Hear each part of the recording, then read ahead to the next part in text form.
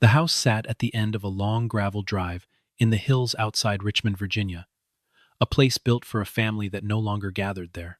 It had once hosted holidays that filled every room with noise, cousins running down the wide staircase, the smell of roasted turkey drifting from a kitchen that now sat mostly dark.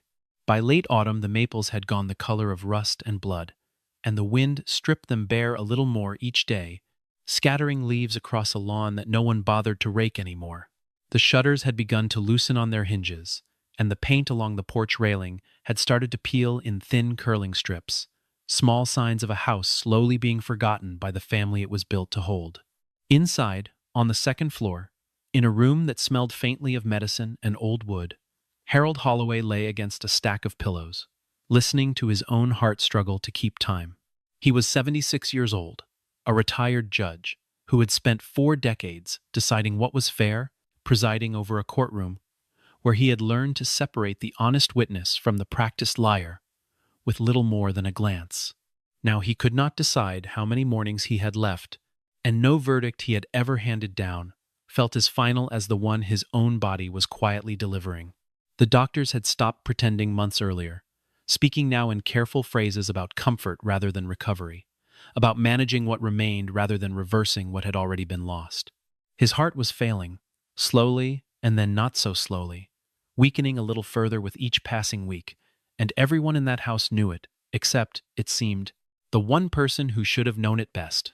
Dr. Naomi Spencer, who had overseen his care for the better part of 2 years, visited twice weekly now instead of once, adjusting medications with the quiet resignation of a physician who understood there was little left to adjust toward. She was 52, precise and unsentimental in her manner, but even she had begun to soften slightly around Harold, the way doctors sometimes do with patients who face their own ending without flinching.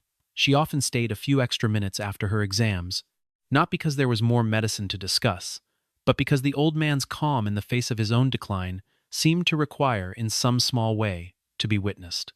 Amara Ellington moved through the room the way she moved through everything, quietly and without complaint. She had once been a nurse, the kind who worked double shifts without being asked twice, respected by colleagues for a calm that never seemed to crack, no matter how difficult the ward became. When Harold's illness had turned serious, she had set down her badge and her scrubs without hesitation and walked away from a career she had built over more than a decade, choosing instead to sit at his bedside full-time. She was 39 years old, a black woman with steady hands and a steadier heart, and she had married into this family 9 years earlier, believing that love was supposed to mean something even when it was inconvenient, even when it asked more of her than anyone around her seemed willing to give in return. Every morning, she made Harold's breakfast the way he liked it: eggs soft, toast dry, coffee weak because his doctor insisted. And she learned, over time, the particular rhythms of his appetite, the mornings he could manage only broth, the rare good days when he asked for a second cup of coffee just to hold the warmth in his hands. Every afternoon, she changed his bandages herself, rather than call for outside help, because she had learned that his hands trembled less when someone he trusted did the work, and because she understood, in the way only another caretaker could, that dignity mattered as much as treatment. She kept a small notebook on the nightstand, where she tracked his medications down to the hour, his blood pressure, the small fluctuations in his mood, that told her more than any chart ever could. In the evenings she read to him, old novels mostly, the kind with long sentences and slow endings, Dickens and Steinbeck, and occasionally poetry he pretended not to enjoy, because he said her voice made the pain quieter, made the long nights feel less like waiting and more like simply passing time together. Her husband, Grant Holloway, visited less and less. He was 42, broad-shouldered, handsome in the practiced way of men who had learned early that charm opened doors, that effort never would. He ran the family's business interests with a confidence that impressed strangers and exhausted the people who actually had to work beside him. When he came to the house at all, he stayed only minutes, standing awkwardly near the doorway, as though the room itself might infect him with his father's mortality. He always had a reason, a meeting that could not wait, a client flying in from Chicago, a deal that needed his signature before noon. Nobody in the house believed him anymore, least of all Harold, who had spent a career learning to read the difference between a man telling the truth and a man reciting an excuse he had rehearsed in the car. The truth was simpler and uglier than any of Grant's excuses. He had all but moved into the estate belonging to Vivienne Ashcroft, a wealthy woman who owned a chain of art galleries stretching from Georgetown to Charleston. Vivienne was 38, elegant in the way that expensive things are elegant. Dressed always as though a photographer might appear at any moment, her home decorated with pieces she liked to describe as investments rather than furniture. She had never once hidden her contempt for Amara, a contempt that seemed to require no particular reason beyond the simple fact that Amara had married into money without, in Vivian's eyes, ever truly belonging to it. She called her, when she thought no one was listening, the help who married up, a phrase she seemed to find endlessly clever, no matter how many times she repeated it to friends over wine. Once, standing in the marble foyer of her own home while Grant fixed her a drink, she had laughed and said that the old man would die soon enough, and then none of this waiting around would matter, that Grant would finally be free to build the life he actually deserved, instead of playing nursemaid to a dying father out of some misplaced sense of duty. Amara had heard it through a cracked door during a rare visit to pick Grant up, the words landing with a coldness that took her breath away for a moment before she simply straightened her coat and said nothing at all. There was nothing to say to a woman who had already decided what kind of person Amara was before ever speaking to her directly, who measured worth entirely in the currency of appearance and inheritance, and saw no reason to look any deeper than that. Grant, for his part, had grown used to being managed. Vivienne planned his weekends now, chose the restaurants, selected the friends worth cultivating, and the ones no longer useful to know. He told himself he loved her, though what he mostly felt in her presence was the particular relief of being wanted by someone who never asked him to sit with anything difficult. His father's illness was difficult. His wife's quiet, unglamorous devotion was difficult to watch without feeling something uncomfortable stir in his chest. Vivienne's world required nothing of him but his company and his name, and increasingly, that was the only kind of world Grant seemed willing to inhabit. Harold, for his part, noticed everything. Judges rarely stopped being judges, even from a sickbed, and he watched the pattern of who came and who stayed with the same careful attention he had once given to testimony in his courtroom. He watched his son check his phone constantly, watched him leave earlier than he arrived, watched the particular kind of impatience that crossed Grant's face whenever the conversation turned to anything other than money. He watched Amara, instead, the woman his son had married against Harold's own objections 9 years before, the woman who had given up her career, her independence, her evenings, to sit beside a dying man who was not even her own blood. One evening, as the last light drained out of the window and Amara straightened his blankets for the night, Harold asked her a question he had been turning over for weeks. He asked whether she had ever regretted marrying his son. She paused, her hand still on the blanket, and told him honestly that some nights she wondered, but that regret was a luxury she had decided long ago not to spend her time on. Harold studied her face for a long moment. The way he used to study a witness he suspected was telling him something true for the first time in an entire testimony, and he said nothing more that night. But something in him had already begun to shift, quietly, the way a foundation settles before anyone notices the walls have changed. He thought, long after she had turned off the light and left the door cracked the way he liked it, about the years he had spent believing his son's marriage had been some kind of mistake. He had never said as much aloud in recent years, had learned to keep his old objections buried under polite silence at family dinners. But the memory of his own disapproval sat uneasily with him now, especially in the quiet hours, when sleep refused to come, and there was nothing left to do but think. He wondered how a man could be wrong about someone for the better part of a decade, and only begin to see the truth once death had made the seeing urgent. The following weeks continued in the same exhausting rhythm, a rhythm only Amara seemed to keep. Harold grew weaker by degrees, too small to name, but impossible to ignore, his appetite thinning, his voice growing quieter each time he tried to speak for more than a few minutes. She was awake most nights now, listening for the change in his breathing that meant he needed his medication before the pain fully woke him. She managed his physical therapy herself, guiding his stiff arms through exercises the specialist had shown her weeks earlier. Patient even when his frustration boiled over into short, bitter words, he always apologized for later. Ashamed of his own helplessness in a body that no longer obeyed him, she cooked separately for him, soft foods that would not aggravate the ulcer his other medications had caused, learning slowly which flavors he could still tolerate. And she learned to disguise the taste of the bitterest pills inside applesauce because he refused, at 76, to be spoon-fed like a child. Grant called perhaps once a week, and even those calls rarely lasted past 2 minutes. Conversations that consisted mostly of Grant asking whether anything had changed, and Harold answering, out of some old habit of protecting his son from unpleasant truths, that everything was fine. Meanwhile, across town, Vivienne posted images of beaches and vineyards, of champagne glasses raised against sunsets, of a life that seemed entirely unaware that a man was dying alone in a room his own son could not be bothered to sit in. Harold saw those images more than once, held up on Amara's phone when she checked in with friends, or glimpsed on Grant's own screen during his brief visits.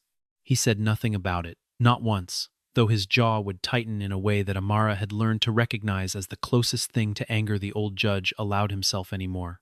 One gray afternoon, Harold asked whether Grant had come by the previous day. Amara hesitated only a fraction of a second before telling him yes, that Grant had stopped in while Harold was napping. It was a lie, and both of them seemed to understand it was a lie, spoken not to deceive but to spare an old man one more disappointment in a life that had already handed him enough. Harold looked at her for a long moment, his eyes clear, despite everything his body was failing to do, and he simply nodded, accepting the kindness of the lie without correcting it.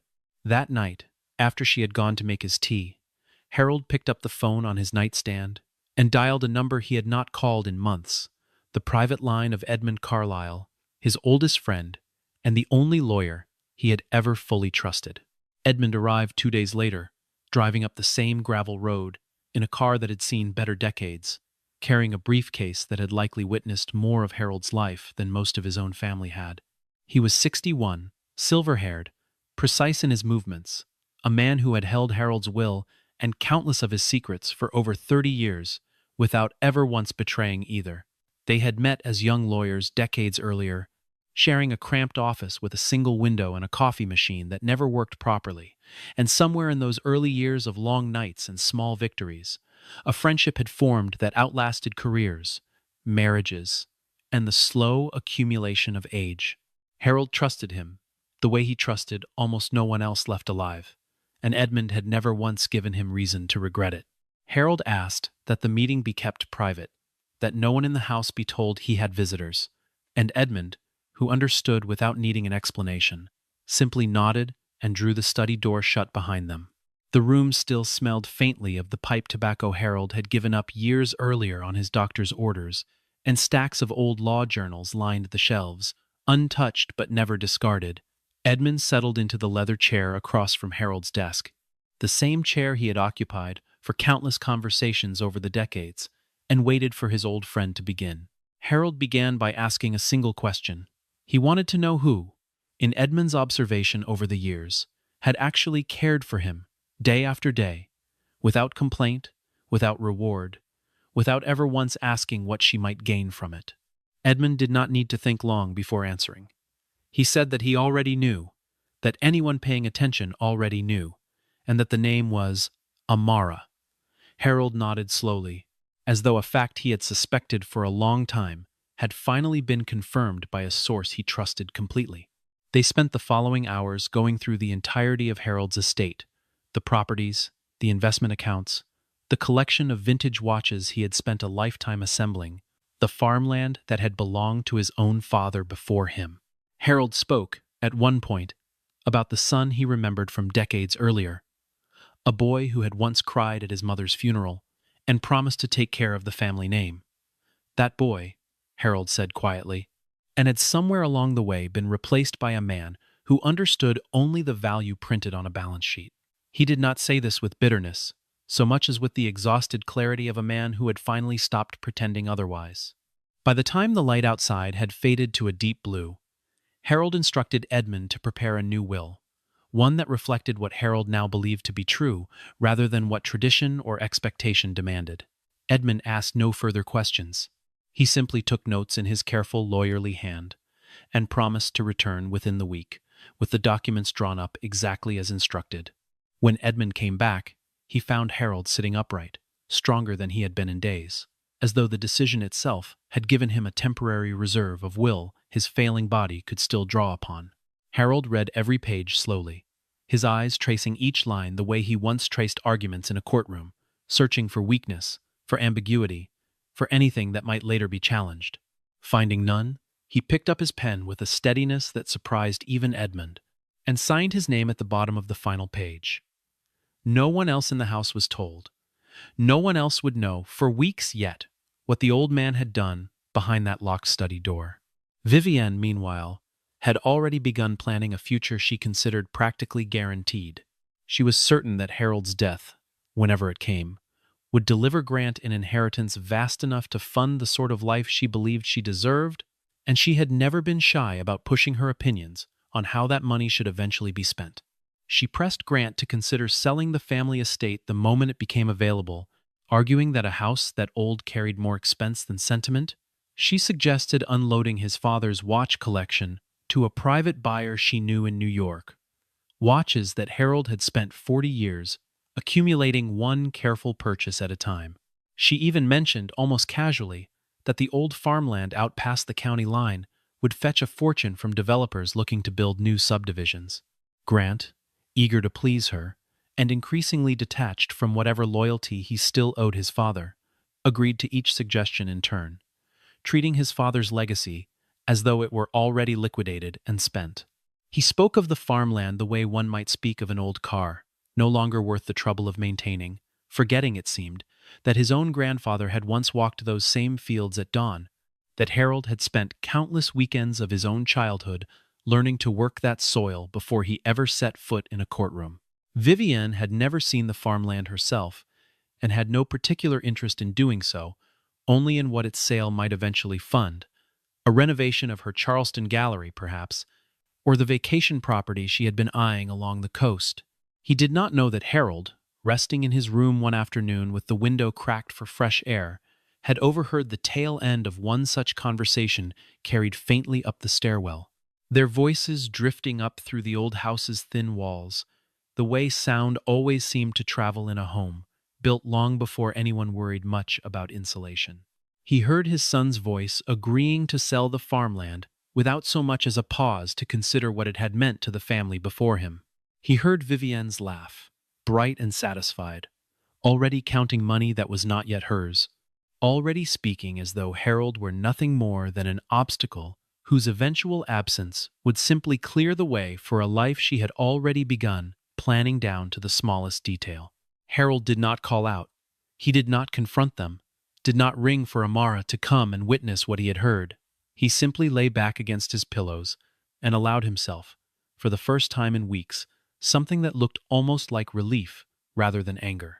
He had already made his decision, and hearing this conversation only confirmed that it had been the right one.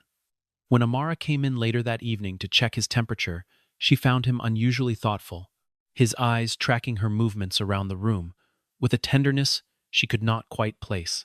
He told her, without preamble, that she was the last person keeping any warmth in that old house. She did not know how to answer him, so she simply pressed his hand gently and told him to rest. He smiled, the small, private smile of a man who had already begun settling accounts that only he understood, and closed his eyes for the night. In the days that followed, something between them seemed to shift permanently, the careful distance that had always existed between father-in-law and daughter-in-law, dissolving into something closer to genuine affection.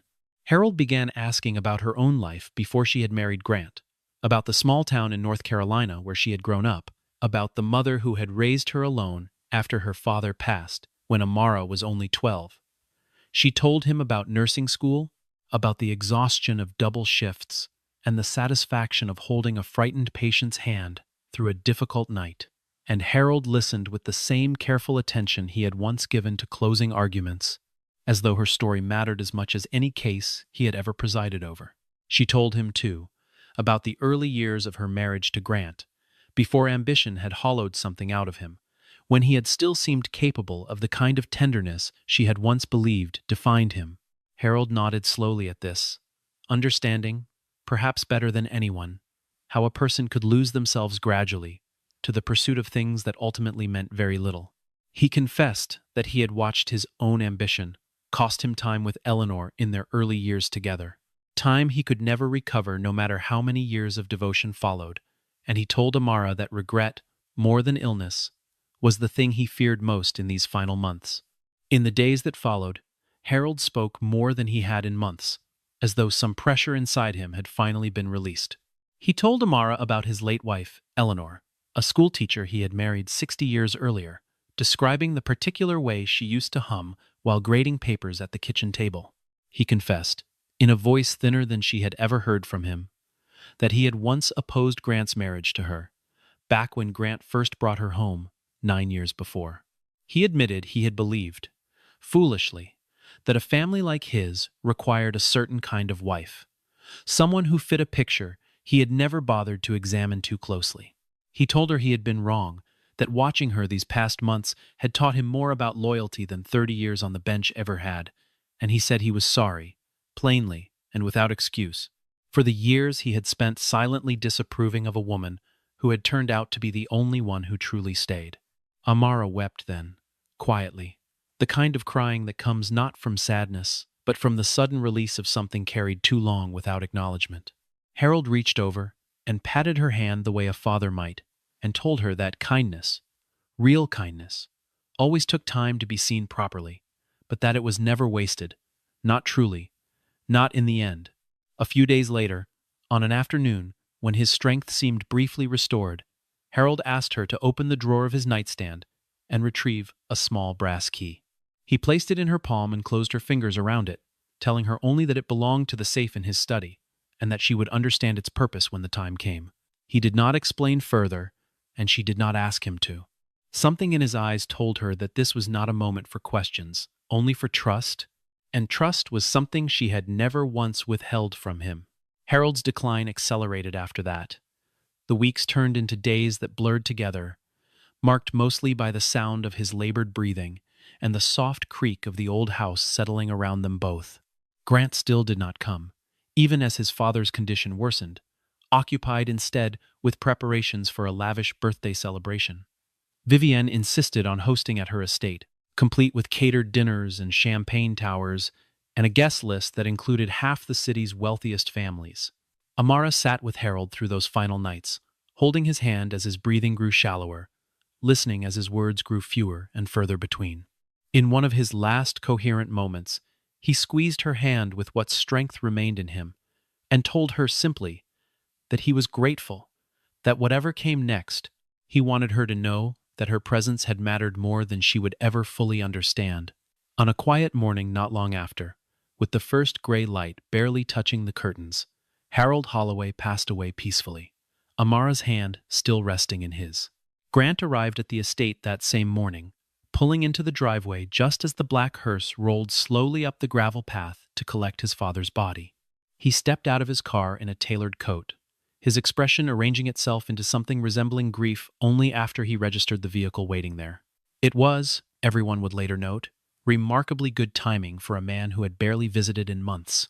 He stood at the edge of the driveway for a long moment, watching the attendants move with quiet efficiency, and something in his face suggested, briefly, that the reality of his father's death had finally landed, though whether the grief was for the man himself or for opportunities now permanently closed, no one standing nearby could say for certain.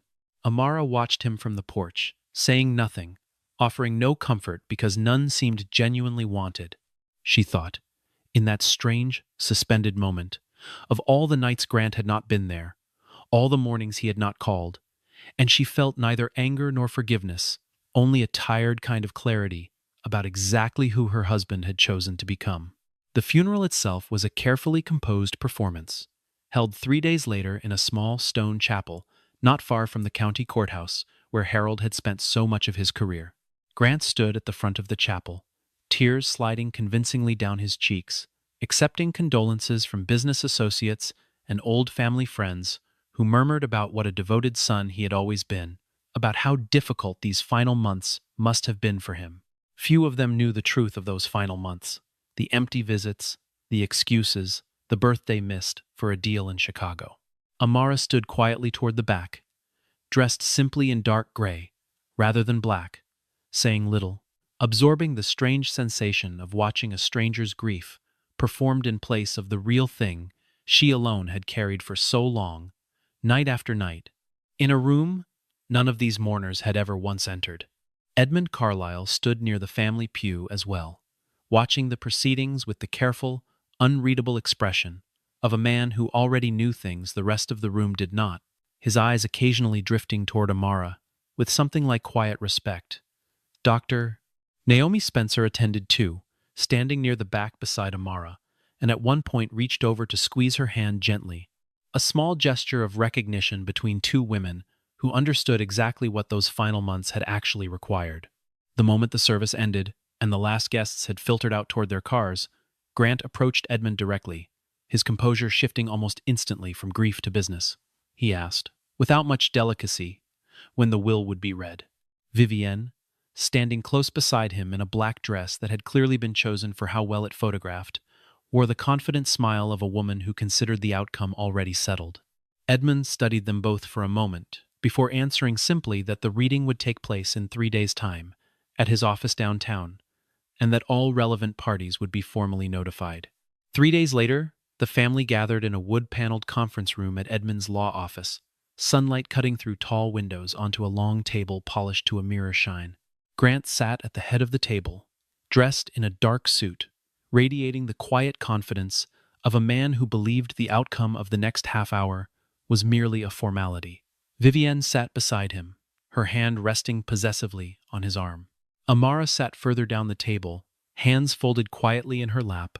Expecting nothing beyond closure, Edmund opened the folder before him and began reading through the will's provisions in his slow, deliberate courtroom cadence, detailing minor bequests to old friends, a donation to the county hospital where Harold had once served on the board, a modest sum left to a former colleague from his years on the bench. Grant listened with visible impatience, waiting for the section that would confirm what he had assumed his entire adult life, that everything of true value would eventually pass to him as the only son. His smile remained fixed and confident through each preceding clause. Then Edmund reached the final and most significant provision.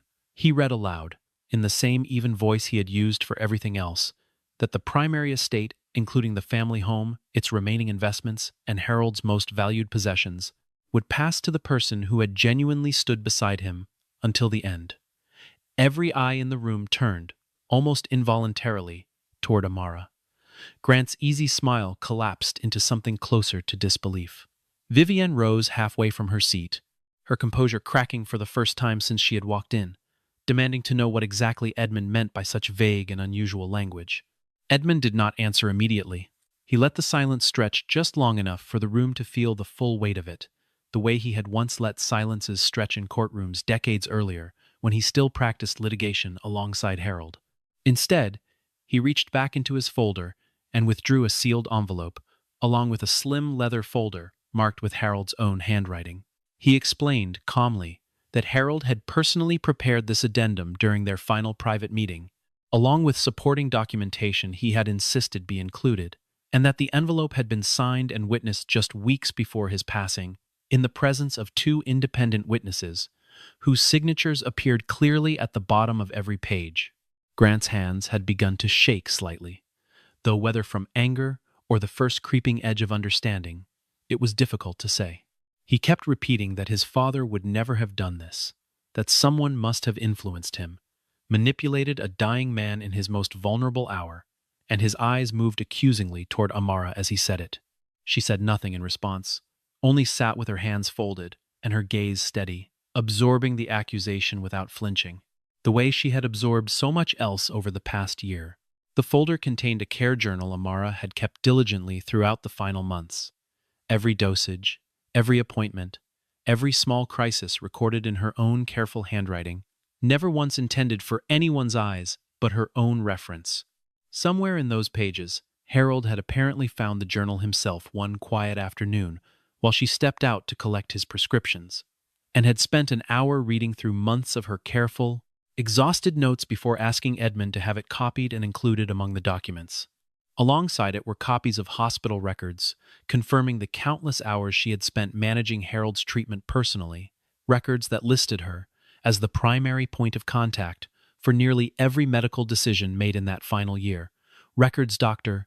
Spencer herself had signed off on without hesitation when Edmund requested them. There were printouts as well, timestamps pulled from the house's security cameras, quiet proof of who had actually been present night after night in that upstairs room, and who had not. The timestamps told their own plain, indisputable story. Months of entries showing Amara's presence nearly every single night, and Grant's absence stretching across weeks at a time, interrupted only by the occasional brief visit lasting no more than a handful of minutes. Beneath all of it lay a letter, written in Harold's own increasingly unsteady hand, addressed to no one in particular but meant, clearly, for whoever eventually needed to understand his reasoning. In it, Harold had written plainly that his own son had appeared at his bedside only when money was somehow involved, and that true family, he had come to understand far too late in life, was measured not by blood, but by who actually stayed. Edmund read portions of the letter aloud, his voice steady, even as the room around him grew tense with disbelief and quiet fury. Grant's composure finally broke entirely. He stood from his chair, insisting the document could not possibly be legitimate, that his father would never have cut him out so completely, that there had to be some mistake or manipulation behind it. Edmund, unmoved by the outburst, assured him calmly that every signature had been properly witnessed, every document notarized, every provision reviewed for legal soundness, well before Harold's passing. He added, without any particular satisfaction, that the entire matter was fully and unquestionably legal, and that any attempt to contest it would find no real ground to stand upon. Vivienne did not wait to hear the rest. Within moments she had gathered her purse and walked out of the conference room entirely, her heels striking sharp and quick against the marble floor, offering no parting words to the man she had spent the last year attaching herself to. She did not even glance back as she reached the door, her expression already rearranging itself into the practiced indifference of someone calculating her next move. It became clear, in that single departure, exactly how conditional her affection for Grant had always been, built entirely on an inheritance that had just evaporated in front of everyone in the room. Grant called after her once, his voice cracking in a way that surprised even him, but she did not stop, and the heavy office door closed behind her with a soft, final click that seemed to echo far longer than it should have. By the time the door swung shut, Grant sat alone at the head of the table, having lost, within the span of one conversation, both the inheritance he had always assumed was his and the relationship he had chosen instead of his own dying father. He stared down at the polished wood in front of him, his hands still trembling slightly, and for the first time in longer than he could remember, he had absolutely nothing left to say. Amara did not celebrate what had happened. There was no triumph in it for her, no satisfaction in watching a family fracture so completely, only a quiet, complicated grief that settled over her in the weeks that followed. Grief for the man who had finally seen her, arriving far too late for either of them to enjoy the years such understanding might have shared. She chose not to sell the estate, despite Edmund gently suggesting it might be easier to simply liquidate everything and move on with her life, start fresh somewhere the house's memories could not follow her so closely. Instead, she began the slow work of transforming the old house into something Harold himself would have approved of, converting it gradually into a foundation dedicated to supporting elderly patients facing terminal illness, offering them the kind of steady, dignified care that Harold had received in his final months, and that far too many others never found at all. She hired nurses who reminded her of her own younger self, women and men who understood that medicine was only half of what dying patients truly needed. She kept Harold's study exactly as it had been, his law journals still lined along the shelves, his reading chair still positioned toward the window where the afternoon light fell best. Dr. Spencer agreed to serve on the Foundation's small medical board, and Edmund handled the legal groundwork without ever once asking to be paid beyond what Harold had already arranged for him years earlier. Within a year, the first patients arrived, elderly men and women with nowhere else to turn, families too stretched or too absent to provide the care Harold had once needed himself.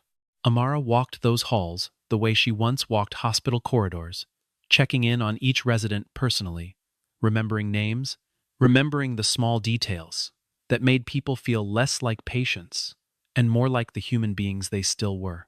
It was, she often thought, the truest use anyone could have made of Harold's fortune, not preserved for its own sake, but turned outward toward exactly the kind of quiet suffering that so often went unnoticed until it was too late. Grant, meanwhile, moved into a modest rented apartment across town, the business connections that had once flowed so easily to him growing thinner as word of the will's contents spread quietly through their social circle. Old colleagues who had once courted his attention now returned his calls more slowly, if at all, and the invitations that used to arrive weekly to dinners and galas began to dwindle to almost nothing. He discovered, in the months that followed, how much of what he had once mistaken for genuine friendship had actually been attached to his father's name and the money that came with it, and how little of it remained once both were gone. Vivienne, predictably, had already moved on to someone new, her interest in Grant having evaporated the moment his financial prospects did. She was seen, within weeks, at a gallery opening in Washington on the arm of a technology executive 20 years her senior, laughing the same bright, practiced laugh she had once reserved for Grant, as though nothing between them had ever mattered at all. He spent those months largely alone, forced for the first time in years to reckon honestly with the choices that had led him there, sitting some evenings in his small apartment, replaying conversations with his father that he could no longer take back or revise. He thought often of the visits he had cut short, the calls he had let go to voicemail, the birthday he had missed entirely because a deal in Chicago had seemed, at the time, more urgent than a man dying slowly in a house full of empty rooms. One afternoon, months after the reading of the will, Grant appeared unannounced at the gates of the estate, standing awkwardly near the same gravel drive he had once pulled his car up so casually. When Amara came out to meet him, he said, for what may have been the first genuine time in his life, that he was sorry, not for the money, not for the inheritance, but for the years of absence he could never fully account for or undo. Amara looked at him for a long moment, her expression softening slightly, though something in her had already moved past the need for his apology to feel complete. She offered him a small, gentle smile, the kind extended to someone forgiven but no longer needed, and told him she hoped he found whatever peace he was looking for. Then she turned and walked back through the garden. Harold had once tended himself, the same garden she now kept alive in his memory, leaving Grant standing alone at the edge of a life he had chosen to abandon long before it was ever taken from him. There are wills that do nothing more than divide property among the living, columns of numbers and deeds passed down according to bloodline and expectation. And then there are wills that reveal something far less predictable, something about the quiet architecture of a person's true character, built slowly across years no one else was paying attention to. Harold Holloway's final decision was never really about money at all. It was about recognition, long overdue, of the kind of loyalty that asks for nothing and often goes unnoticed until it is almost too late to matter. In the end, the greatest inheritance he left behind was not the house, or the accounts, or the collection of watches counted so carefully over a lifetime. It was the quiet respect he had finally learned to give to the one person who had earned it all along, without ever once asking to be seen.